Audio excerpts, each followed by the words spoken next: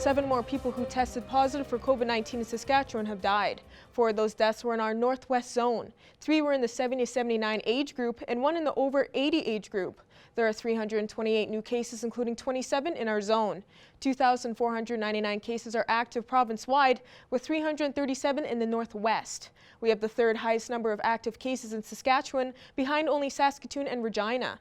218 people are in hospital, with 16 of those in our zone, including 3 in intensive care. More than 35,000 people have received the first dose of the COVID vaccine. National Family Literacy Day was on Wednesday, but schools across the border city have been holding events to celebrate and promote literacy throughout the week. Rundle Park School wants their students to become excited about the lessons taught regarding literacy, which is why they held fun activities this week, such as a poem writing contest and a dress-up as a book character day. Friday will be Dear Day, drop everything and read. So students will literally just drop their pencils and books and pick up something to read.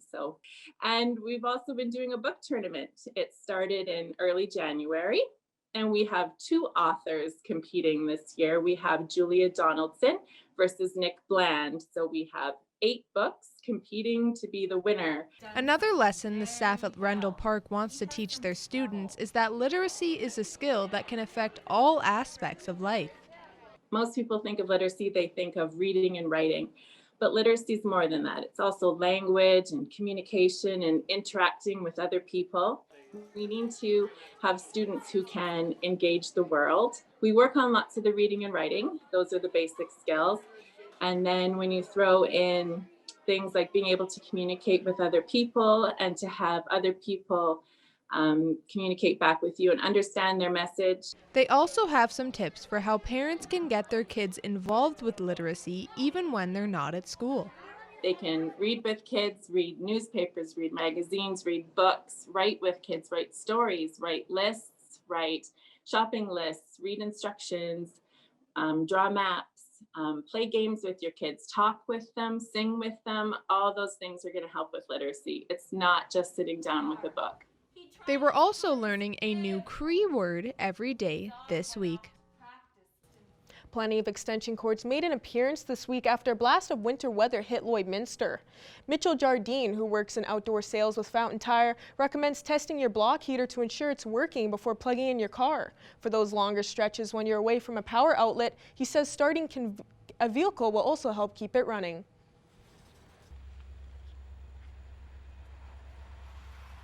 Starting it every 4 to 5 hours will usually give it sufficient time to keep the heat into the motor and be sure that it'll start at the end of the day. If it's overnight, starting it before you're off to bed, and make sure that it's still going to hold some heat, but it will be a cold start in the morning. Drivers should also take a few extra minutes to let their vehicle heat up before traveling. Once the fluids warm up, let everything kind of flow through, and expectancy, or when you're driving, you're creating a wind chill underneath your car, and if it's not warmed up, the heater isn't going to work too quick. Block heaters and batteries can be tested at any automotive repair shop. January is Stalking Awareness Month. 1 in 10 Canadian women say they have been stalked by someone in a way that made them fear for their life. Our Jace Mackey spoke with the Lloydminster Interval Home to learn more about stalking and the supports available to victims in our community. As January comes to a close, January is a Stalking Awareness Month, and we decided to take some time to talk with the Lloydminster Interval Home Society to just get a little bit more information. So I'm joined today with Kathleen Ford. Kathleen, thanks for taking so much time to talk with me today. Absolutely. So obviously, like I mentioned, January is Stalking Awareness Month. So can you just tell me a little bit about what stalking is and what kind of different forms it can take? Yeah, absolutely. So when we think of stalking, what we really need to think about is criminal harassment, because under the Criminal Code of Canada, that is actually what it is referred to. And we need to think about stalking as a crime, because that's what it is. When if you want to give stalking a definition, and there's lots of them out there, I was thinking that we can describe it as a pattern of unwanted contact from another individual that it undermines a person's feeling of security and safety and overall well-being. If someone themselves are victims of stalking, or if maybe someone knows someone who's a victim of stalking, what should they do to try and get out of the situation and get help? Sometimes we can second guess ourselves. Is this really what I think it is? This feels uncomfortable to me. But when you start noticing a pattern of behavior that's intrusive, that's this unwanted contact, then you really want to document that. You want to document time, date, place, the details, so that you can track that behavior and kind of really reassure yourself, yeah, this is unwanted, and it's making me be concerned for my safety or my well-being. So once you've established that pattern, then you're going to really want to report that to the RCMP and make them aware that this behavior is happening and the details. The other thing that would be a really good thing to do is to reach out to the Lloydminster Interval Home. So we have a support line. It's 24/7. We have a phone line for that and a text line so that people can get more information. They can also get connected to some services. So for women who are experiencing this, we have our Family Violence Outreach Program, and they're able to get one-on-one support, which helps them to navigate this experience and to empower themselves so that they can cope with that experience and hopefully to overcome it and resolve it. And you mentioned a little earlier about the different behaviors. So can we kind of get into a little bit more of the behaviors so people can kind of understand, like, is this just an isolated incident, or are we getting into an actual stalking situation? Right. Yeah. So the things you want to think about again are, is there a pattern? And is it unwanted interactions that are making you feel unsafe, making you feel uncomfortable about yourself or your situation. So it can be, so you can think about it in kind of some broad categories. Following behaviors. So is someone literally following you? I was at Walmart, and then I was at Superstore, and and then I dropped in on at the gym. Why? Maybe not the gym right now, but and I'm seeing this person. Maybe I'm at work, and they're out at the parking lot standing by my car. I can see them. So that following, they are where you are, and it's inappropriate to the situation. Watching is another one. So you can think about that like monitoring. So it could be they're outside your home. You can see them watching where you live, outside your work, watching where you're working.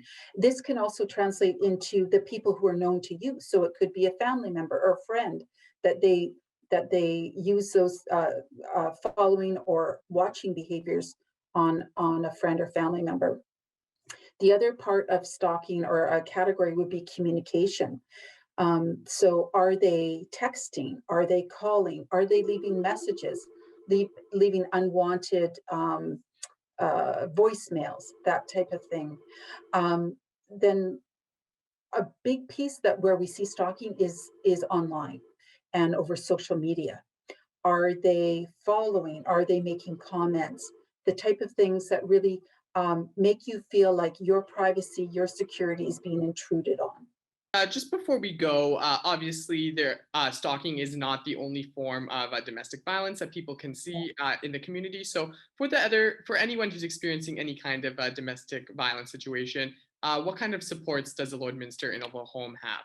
So we have a shelter that provides residential services and supports to women and children fleeing situations of abuse and violence. So that's an emergency shelter. And then we also have our our transitional housing, Dalmore Manor, that program, which provides not only a place to live, but again, supportive programming for women who are really in a place where they want to move forward with their lives away from the experience of abuse.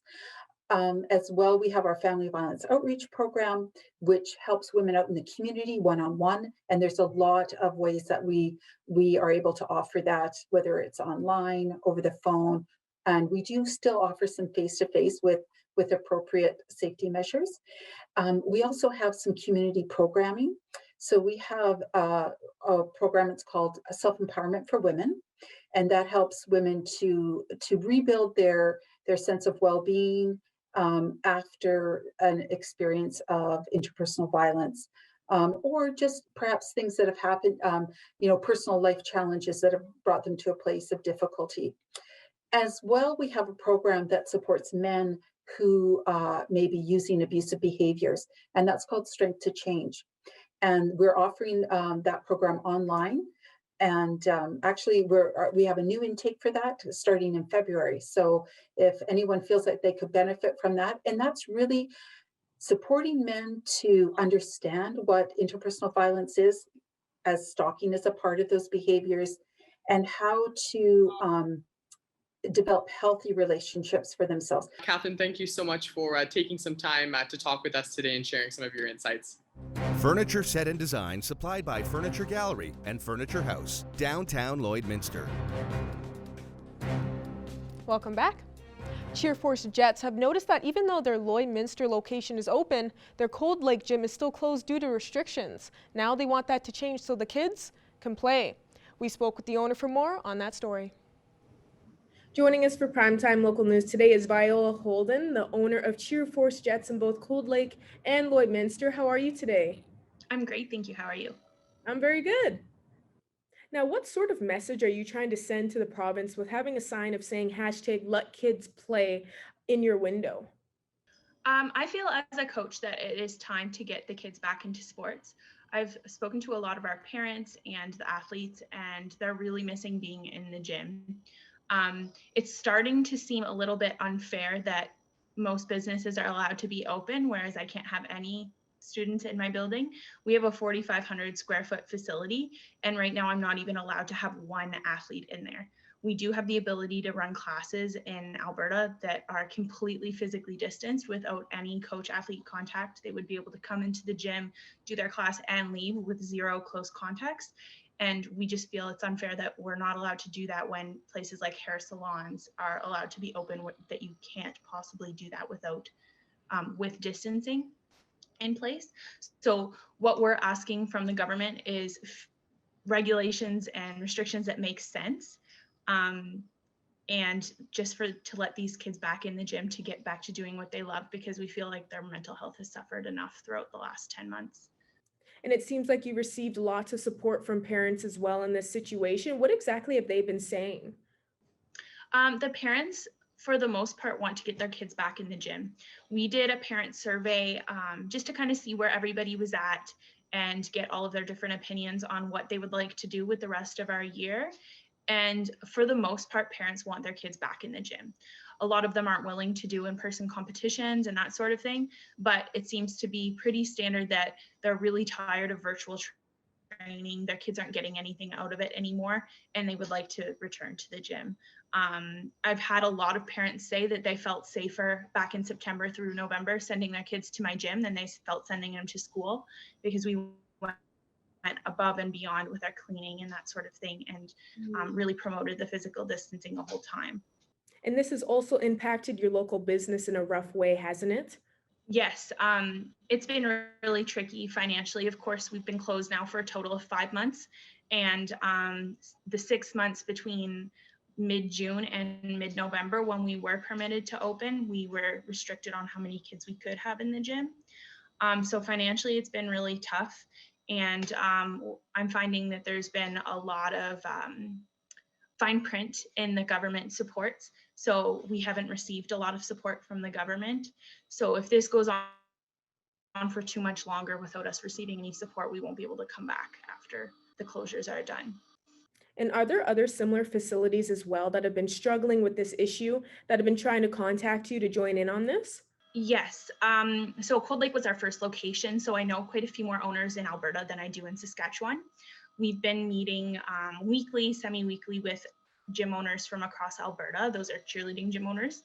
And they're all kind of in a similar situation. They're all feeling the same way. They're really anxious to get their kids back in the gym. I know that there have been 3 cheerleading gyms in Alberta that have closed their doors so far, and at least 2 in Saskatchewan as well. And what have the kids been doing instead during this time?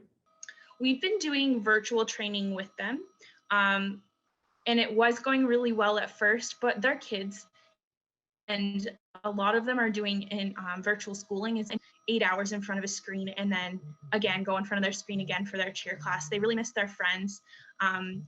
What we do is much safer to do with mats, so there's only certain aspects of our training that we can do from home. So they've been really hanging in there with the virtual training, but the attendance is starting to dwindle, and we're getting a lot of feedback from parents that although it was great at first and we're putting a lot of effort into making it fun, it's just not enough anymore. And is there anything else you want to add for residents to know about concerning this issue?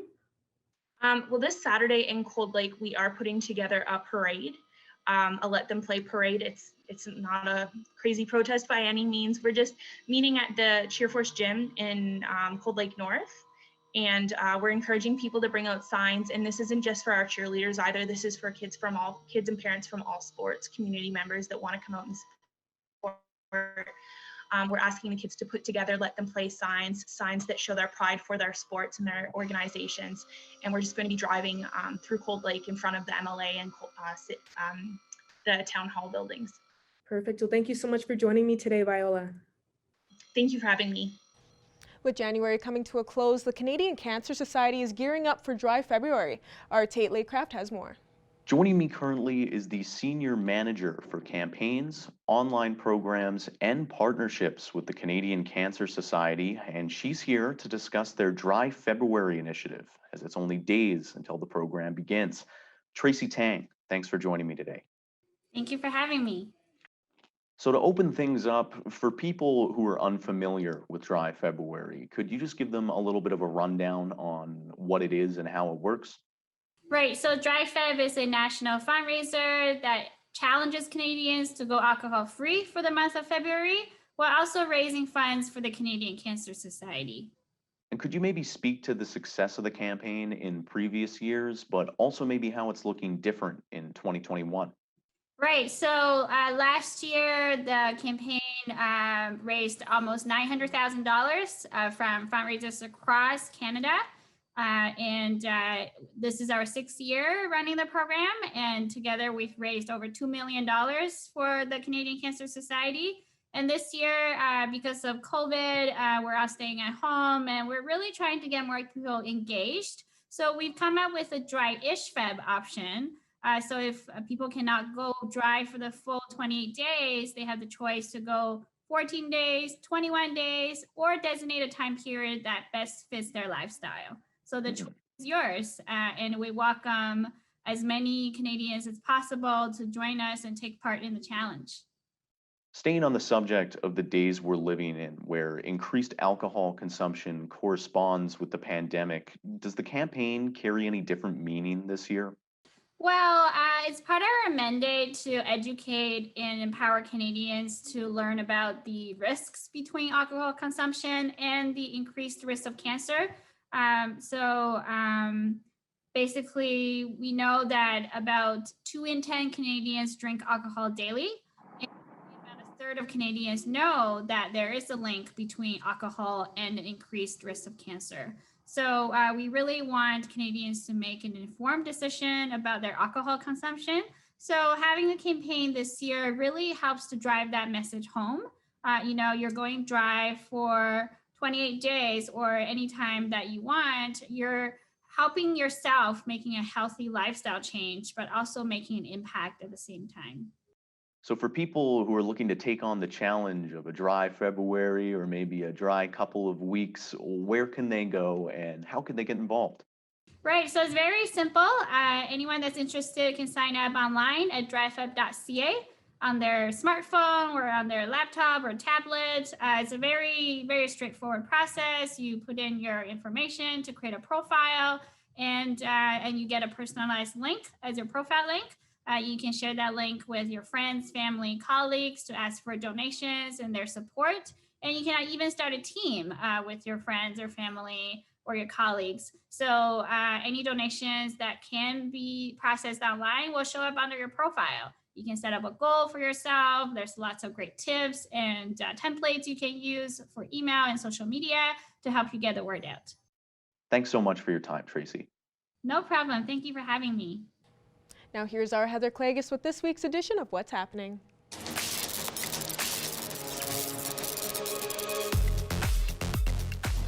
We've had some colder weather, and with a bit of light snow falling in our area, that means it's great conditions for making snow at Mount Joy Snow Resort. They're set to be open this weekend, weather permitting, and this weekend, Friday night, Saturday night, they're hoping to host night skiing. You do need to register in advance if you plan to go night skiing or if you plan to head out for the day either this Saturday or Sunday. You can get all the details, get signed up, get your rentals through their website, mountjoyresort.com.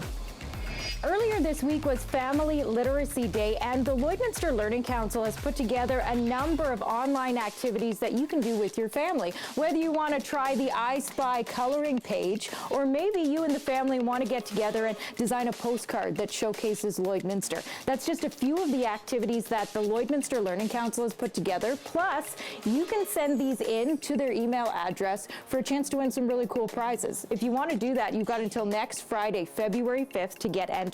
You'll find the coloring sheets, the activities, the guidelines, all the information on their website, lloydlearningcouncil.org. This month is Mentoring Month, and you've still got time to support Big Brothers Big Sisters here in Lloydminster. If you're interested in volunteering or becoming a mentor, you can always get in touch with them through their Facebook page. Plus, there's a number of ways you can support them through their different fundraisers, including pizza coupons. They've got Lloydminster and District Co-op gift card fundraising, and also Ice Melt as a fundraiser as well. Just get in touch with Big Brothers Big Sisters of Lloydminster for more details. Well, whatever you choose to do this weekend, we hope you stay safe and stay healthy.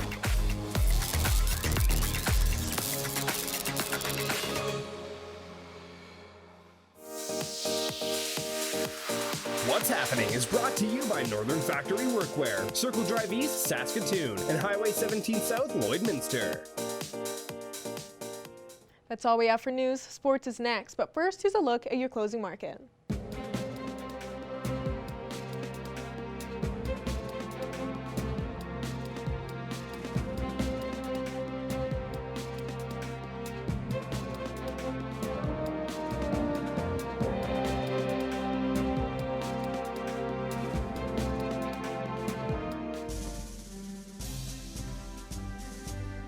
Today's oil prices are brought to you by First General Services.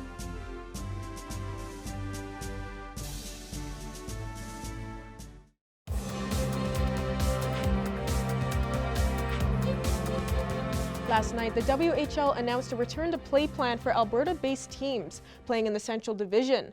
Players will begin self-quarantining this weekend before reporting to their teams on the 6th.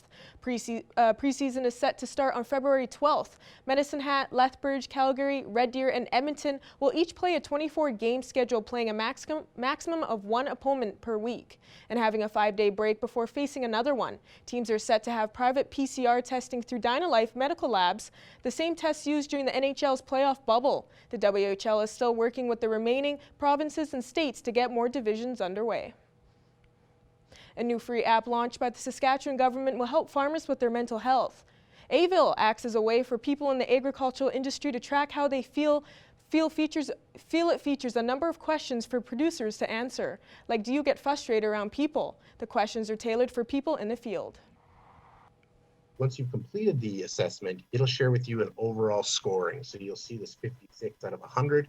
So there's some areas, room to improve. It'll give you a quick synopsis of potentially where those areas may be, and then some recommendations on where to go to get some further support. The province says the app was needed to address growing mental health concerns among farmers. It paid $10,000 to develop the app. Now let's have a look at your egg prices.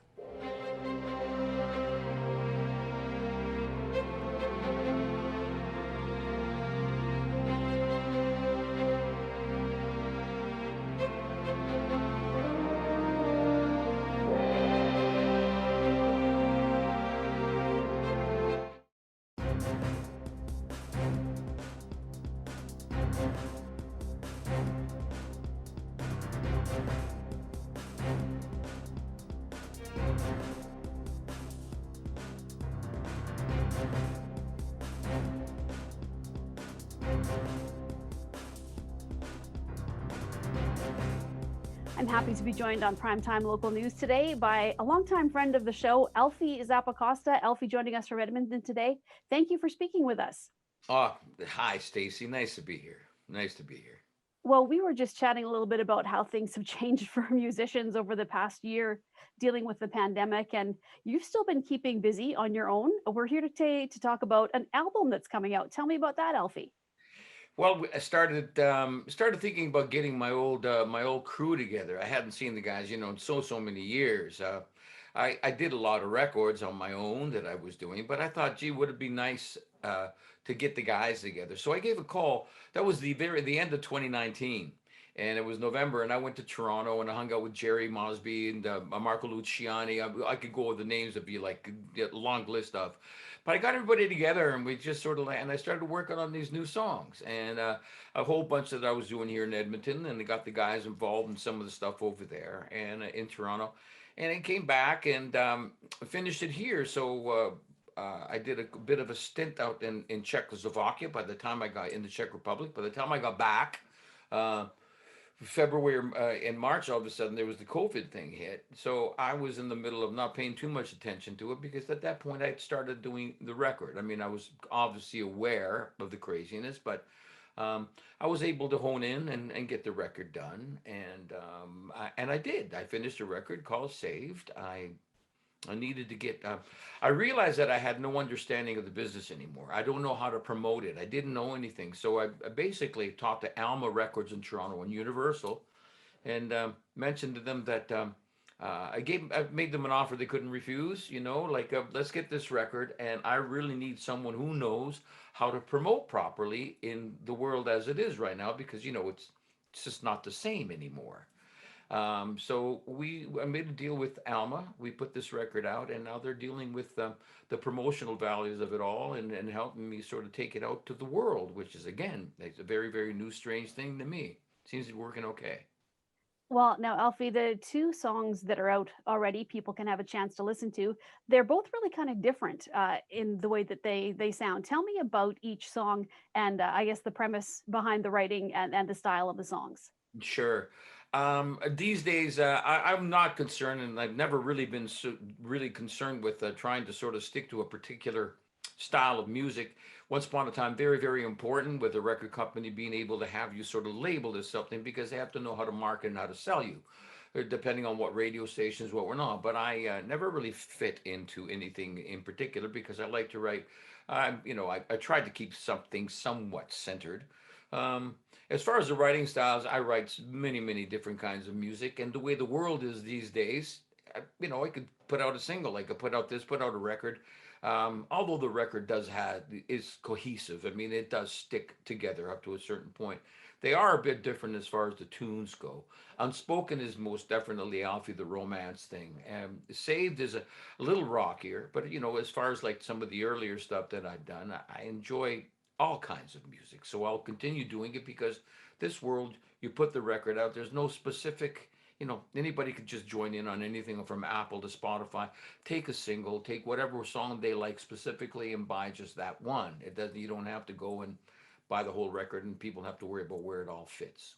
So I write as I please. Saved is not religious at all. Saved is a song that it's coming to grips, coming to peace with yourself, and to be able to think of all these things you chased around somewhere along the line and make yourself crazy chasing what. So I suppose that I could say I found peace, be at this point in my life, the children, everybody growing up, and all the things that respecting, knowing that you need to make a living and stuff, and to know that everybody in your life, your children, your grandkids, everybody seemed to be settled. It's like, I'm saved. It's to be able to sit back and relax and see um, the peace and that peace and stuff that one could have, and still be able to keep doing what you want to do, still have it all, and still feel peaceful. So it's in being saved. I think it's what everybody, instead of climbing a mountain in Nepal, to have someone tell you what's the meaning of life, and he says, well, happiness. So saved is pretty much that way. Spoken is obviously right down the line love song, but I could tell you it's when you hold swaddling a baby, you're holding something teeny, that you're looking at, that you're not speaking, but that love that you feel is so intense. It's completely unspoken love. And I suppose people that say that they have found their soulmates and whatnot, I don't know exactly what that is, but you know, people say that they find their soulmates. There's an unspoken love. I'm sure that people feel it from time to time for some. And unspoken is just trying to find the words to convey that.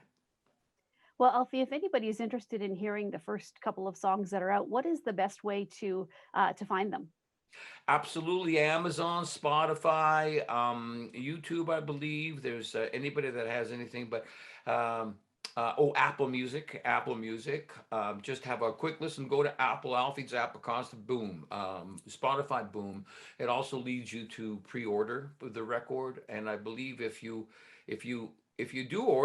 pre-order, you get those 2 songs, singles and stuff like that, to put them right on your put it on your playlist on whatever it is that you're listening to, and those are sort of like gratis. So you get saved, unspoken, gratis, and still get the record. That's going to be February 5th, I think we said. It was the actual release of Saved, the record.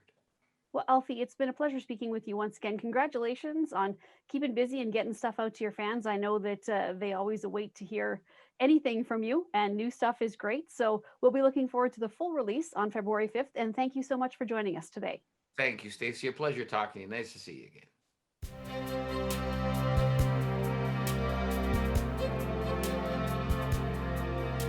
Now let's have a quick look at your 7-day forecast. This weekend on Saturday and Sunday, we're looking at -13 for a high on Saturday and -12 for a high on Sunday, with a little bit of sun peeking behind those clouds. So expect to see some warmer weather this weekend than what we got last weekend. Starting off next week, we see a high of -7 on Monday with a little bit of sun. So we're moving a little bit more into warmer temperatures. Tuesday, we're looking at -12 with a 57% chance of some flurries. So expect to see some snow on Tuesday. Wednesday and Thursday, we're seeing -17 on Wednesday and -15 on Thursday. So we're moving a little bit chillier into later next week. And Friday, we're looking at a high of -18 and a low of -22.